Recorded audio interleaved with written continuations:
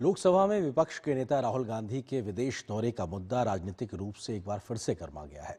BJP ने राहुल गांधी के फिर से विदेश जाने की खबर पर उनकी संसदीय आचरण की गंभीरता पर सवाल खड़े किए हैं। इससे पहले भी कई ऐसे मौके रहे हैं जब राहुल गांधी देश में मौजूद नहीं थे और उनकी विदेश यात्राएं विवाद का कारण बनी थी। राहुल गांधी अक्सर विदेशी जमीन से भारत विरोधी बयान देते रहे हैं, जिसको लेकर भी कई बार विवाद खड़ा हुआ है और अब उनकी जर्मनी की आगामी यात्रा से पहले ही राजनीतिक बयानबाजी तेज हो गई है। संसद का सत्र छोड़ राहुल के विदेश जाने पर बवाल।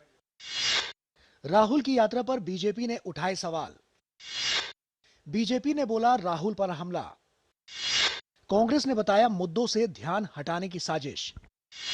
शीतकालीन सत्र के बीच लोकसभा में विपक्ष के नेता राहुल गांधी की विदेश यात्रा सियासी आरोप प्रत्यारोप का विषय बन गई है। दरअसल इंडियन ओवरसीज कांग्रेस ने एक एक्स पर एक पोस्ट करके राहुल गांधी के जर्मनी यात्रा का कार्यक्रम बताया था। इसके बाद ही बीजेपी ने राहुल को निशाने पर ले लिया। बीजेपी ने राहुल गांधी को अनिवासी भारतीय राजनीतिज्ञ बताते हुए कहा कि वो भारत में जितना रहते हैं उससे ज्यादा विदेश में रहते हैं।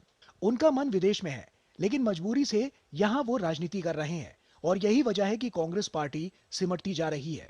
Rahul Gandhi ji is a non resident Indian politician. उनका मन विदेश में है पर मजबूरी से वो यहाँ पॉलिटिक्स कर रहे हैं। राहुल गांधी जी विपक्ष के नेता होने के बाद भी in the middle of parliament session 5-6 दिन की छुट्टी लेकर विदेश यात्रा करना उनके सीरियसनेस दिखाता है। उनके दौरों के बारे में मैं क्या कह सकती हूँ, लेकिन ये सबके लिए बहुत ही प्रत्यक्ष है कि क्यों उनकी जो पार्टी है वो सिंगल डिजिट पे आ गई है।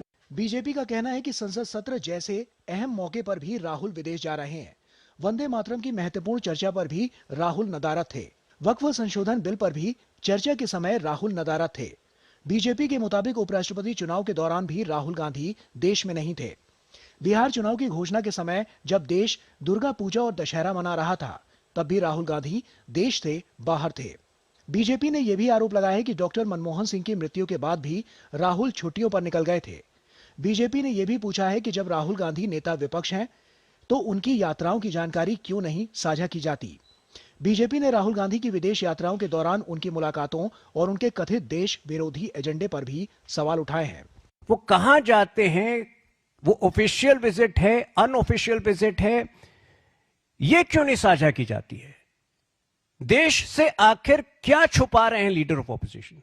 हद को पार करेंगे उस दिन निश्चित रूप से कार्रवाई होगी।